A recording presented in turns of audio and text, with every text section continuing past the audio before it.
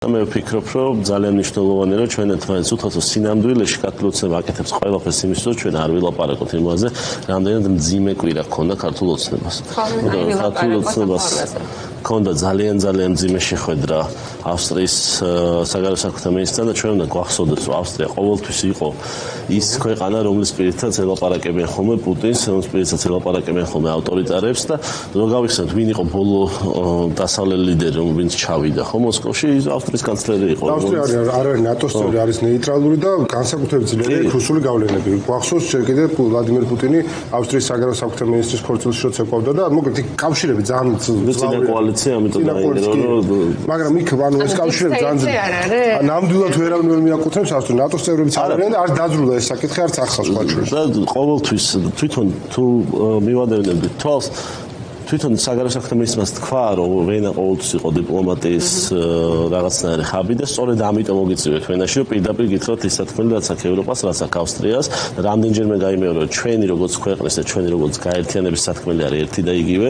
პატივი უნდა სცენ საქართველოში თავისუფლებას, პატივი უნდა სცენ გამოხატვის უფლებას და პირდაპირ მიანიშნა იმაზე, რომ არჩევნებიც იყო ჩატარებული დარღვევებით, არ იყო ჩატარებული სამართლიანად და ასევე უთხრა დათმობების და დიალოგის აუცილებლობას. და თუ კი ეს არ მოხდება, მან თქვა, რომ თქვენი მხრიდან არის შეჩერებული საქართველოს გაწევრიანება ევროკავშირში, ჩვენ ვიცით, რომ ეს გაკეთდა 80%-იანი მხარდაჭერის უგულებელყოფით, რაც საქართველოს მოსახლეობაში აქვს ევროკავშირში გაწევრიანების იდეას და ჩვენ ვიცით, რა არის აქედან გამოსავალი. აქედან გამოსავალი არის ქართული ოცნების მხრიდან დათმობა და ქართული საზოგადოების, ქართველი ხალხის ნების განხორციელება. ეს არის მოიტყო ეს ესეთი თან, რაც გამოდის ეს რეალიზაცია საგარეო საქმეთა სამინისტრო მოჭარაშვილის უწყება, დამალეს აბსოლუტურად ყველაფერი. კიდე მე საერთოდ ეს მე მგონი რაღაც მომენტში, იმიტომ რომ რა თქმა უნდა, ავსტრიის საგარეო საქმეთა სამინისტრო მოახერხა რაღაცნაირად დაეტვით.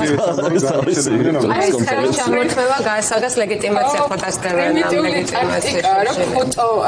ფოტოს მათხოვრობა გამოსდით, ჩამოდგნენ და აჰა გვაღიარა. ამიტომ შინაარსში გამარჯვებად გამოაცხადეს ეს. რომ აი ელჩი შევხვდეთ ქვეყანაში თუ რამ ხელა გამარჯვება. და მანაც სავარაუდოდ იგივე უთხრა ამერიკის. საერთოდ ელჩის ინსტიტუტი გაჩნდა, მაგიტომ რომ ტრები შეხვდნენ ერთმანეთს ხანდახანდა და ელაპარაკონ. ეს არის ამ დაბადება ამ ინსტიტუციის. აი ეს ნაბიჯები დანიგანი ესაუბრა. სინამდვილეში ალბათ უნდა მივარაუდოთ, რომ რაღაც მსგავს. რა თქმა უნდა, ჩვენ უნდა აი ესეთი ქმედებებისგან ამოვიცნოთ სინამდვილეში რა წნეხში არის ქართული ოცნება. ისინი ისე დაძებენ თითო ფოტოს, თითო ხელის ჩამორთმევას. მიუხედავად იმისა, რომ ამას მოყვება საშინელი კრიტიკა. დაწუნებული ვიყოთ იმაში, რომ თუ ეს კონფერენციაზე ასეთი მძიმე სიტყვები პირდაპირ უთხრეს მას. წარმოიდგინეთ რა ხდებოდა კარსუკან, ხო? წარმოიდგინეთ რას თხოვდნენ, რას მოითხოვდნენ მისგან და სწორედ იმიტომ რომ მათ იციან, რომ მათგან არის მოთხოვნილი დათმობები. აი აკეთებენ იმ გაუგონარ განცხადებებს, რაც აკეთებენ ბოლო ორი დღე, რაღაცნაირად გადაფარონ. ამას მოყვა მეგობარი აქტი. ამას მოყვა მეგობარი აქტი, დარწმუნებულები ვიყოთ, რომ ამერიკის შემთხვევაშიც იქნებოდა რაღაც კომუნიკაცია, მათ შორის ძალიან იცნებოდა ქართული ოცნება, როგორც ჩანს, მოხდა მათი კიდევ ერთხელ უარყოფა, როგორც მათ მოთხოვეს იმის განხორციელება, რაზრიცით ძალიან ეშინიათ და სწორედ ამიტომ ყველანაირად სადეს რომ ამაზე არ გველაპარაკა და ყველაფერი ბოდვა მოიგონეს იმ ორ დღეს, ხო? დაწყებული ამ რაღაცა შეთითხმის საგამოძიებო კომისიით დამთავრებული, იმიტომ რომ ყველა უნდა აიგზავნოს და მე მგონი ეს საგამოძიებო კომისია პირიქით ცოტა განუთვლილი შედეგი შეიძლება იყოს მე წინა ბლოკში. ისინი ხო როგორ უყურებენ ხანდახან. კიანიათან იქ კიდევ უფრო ხანდახან ხო ესენი ესე უყურებენ, რომ საჭიროა რომ ჩვენი კონცენტრაცია იყოს საერთოდ სხვა რამეზე და არა იმაზე სინამდვილეში რას მივახციეთ ამ თვეების მანძილზე, სინამდვილეში რამდენად სუსტი არის ქართული ოცნება ვიდრე იყო 6-7 თვის წინ და რამდენად ცოტა დარჩა მათ ხელისუფლებაში. სერიოზულად არ უნდა შევხედოთ ამ პარტიების აკრძალვას. მე ვფიქრობ, რომ რა თქმა უნდა ქართული ოცნება თუ სამარადისოდ დარჩება საქართველოს ხელისუფლებაში, რა თქმა უნდა პარტიებსაც აკრძალოს, რომც არ აკრძალოს, არაფერი შედეგი ამით არ დადგება. რა თქმა უნდა ისინი არ წავდნენ ხელისუფლებიდან არავითარ დემოკრატიული პროცესის შემთხვევაში, ხო? ამიტომ ჩვენ ამაზე მე მგონი დიდი ყურადღება უნდა გავამახვილოთ ახლა, იმიტომ რომ არსებობდნენ ქვეყნები, რომლებიც უფრო სასაცილო რაღაცებს აკრძალეს, მაგრამ რეალობა ლობირები გამოსაჭრელი. კი, რაც უფრო რადიკალური გახდება ხდება ქართული ოცნების კანონი, მით უფრო აშკარა გახდება ის, რომ საქართველოს სახელმწიფოს მოსახლეობას ის არ აინტერესებს.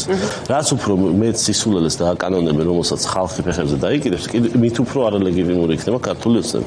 ამიტომ მე ვფიქრობ, ეს ამ შემთხვევაში რა თქმა უნდა ზოგადად ჩვენ გვახსოვდეს, რომ ეს რეჟიმი ყოველთვის იყო ავტორიტარული, უბრალოდ იყო რაღაც ეტაპზე შეფუთული სხვანაირად და ამიტომ მას ჰქონდა რაღაც ტიპის მხარდაჭერა ქართული საზოგადოებიდან, მაგრამ ის იმ მაშინაც ემზადებოდა იმ პერიოდისთვის, როდესაც მას მხარდაჭერა არ ექნებოდა.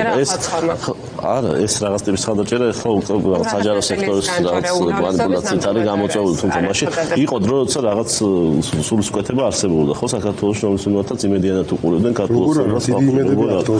სწორედ ამიტომ მაშინაც კი უნდა ვიცოდეთ, რომ ემზადებოდა ესეთი დღეებისთვის, როდესაც მას აღარ ექნებოდა მხარდაჭერა და იცოდა, რომ აღარ ექნებოდა მხარდაჭერა, იმიტომ რომ ისინი აპირებდნენ სწორედ ისე მოქცევას, როგორც დღეს იქცევენ, არ წასვლას ხელისუფლებიდან.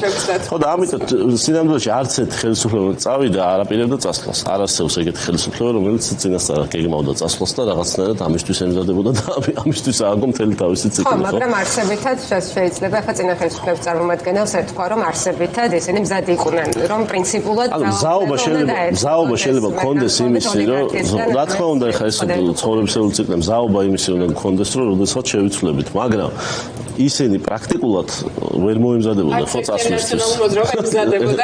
ზოგადად ხელისუფლებებისთვისებაა, რომ არ მოემზადონ წასვლისთვის. ხშირად ხდება ეს. მაგრამ ეს არნიშნავს იმას, რომ ისინი უარსაცხადებენ ხოლმე წასვლაზე, ხო? ამიტომ ჩვენთვის მნიშვნელოვანია, რომ კონცენტრირდეთ იმაზე, თუ რამდენად დიდია წნეხი. და როცა გავიაზრებთ, თუ რა ცოტა არის დარჩენილი, ზუსტად მიხვდებით რა არის გასაკეთებელი. აი მაგალითად თვითმმართველობის არჩევნებზე თემა რაც არის, ხო? თვითმმართველობის არჩევნები ზუსტად ესეთივე წნეხად შეგვიძლია გამოვიყენოთ. და თუ კი ჩვენ გავიაზრებთ სინამდვილეში ამხელა ლოდიდებს ქართული ოცნების ხელისუფლებაზე, კიდევ ერთი აგურის დადება შეიძლება მათ ვეღარ გაუწიოთ. წნეხად როგორ თვითმმართველობის არჩევნები მასში არ მონაწილეობენ? რა თქმა უნდა, ეს დელეგიტიმაციის ერთ-ერთი დიდი ნაბიჯია ჩემი აზრით, იმიტომ რომ ჩვენ გვესმის, რომ სწორედ იმ ადამიანების წამებლებს ჩამოკიდა ეგრეთ წოდებულმა პრეზიდენტმა ორდენები, ხო? იმ ადამიანებს წამებლებს 500-ზე მეტი ადამიანებს წამებლები გამოიყვანა ტელევიზორში და ჩამოკიდა საქართველოს ღირსების ორდენი, ხო? პრეზიდენტად ამ წამებისათვის.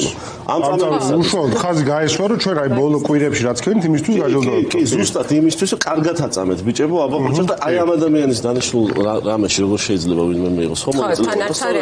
სწორედ ეს უნდა გამოვიყენოთ ყველაფერი წნეხად. მათ უნდა იცოდნენ, შემოდგომაზეც კი არ მოხდება მათ ლეგიტიმაცია.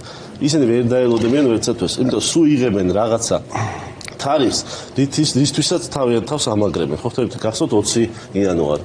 ეხლა ეს რო ეუბნებოდნენ, რომ 20 იანვარი თუ გავძლებთ, მე ყველაფერი ეხლა გადაიწია და სინამდვილეში არ მოვა თარიღი, რომელიც ამათთვის კარგია.